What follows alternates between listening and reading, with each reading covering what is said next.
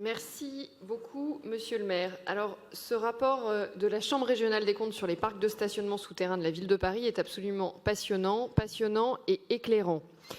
Car les parkings constituent un levier au service de la réalisation des objectifs que s'est fixé la ville de Paris en matière de politique publique.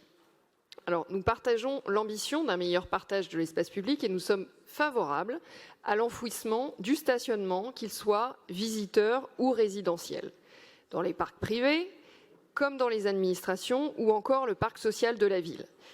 Et les chiffres le confirment, c'est possible, à condition d'en avoir la volonté, et c'est là que le bât blesse.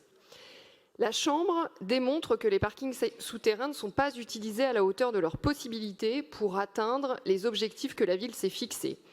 L'écart de coût est bien trop important pour inciter les résidents à privilégier le stationnement en souterrain.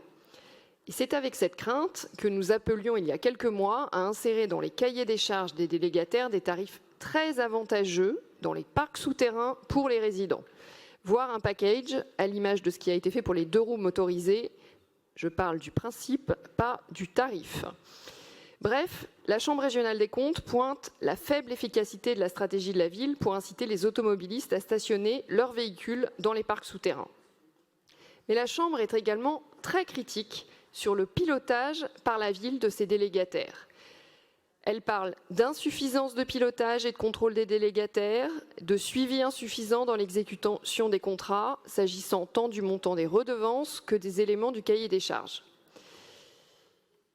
Petite citation, cette situation interroge sur la pertinence de la stratégie de la ville qui, tout en affichant sa volonté de réduire la place de la voiture dans l'espace public et transférer une partie du stationnement de la surface vers les parcs, augmente les charges de ces derniers du fait de l'importance de la redevance.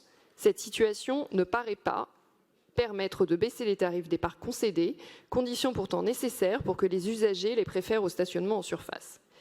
Et le rapport de la CRC nous invite aussi à penser les DSP de demain, notamment en lien avec la baisse du taux de motorisation des ménages parisiens, puisque la trajectoire des parcs concédés depuis 2015 devrait naturellement se poursuivre en lien avec la poursuite des DSP.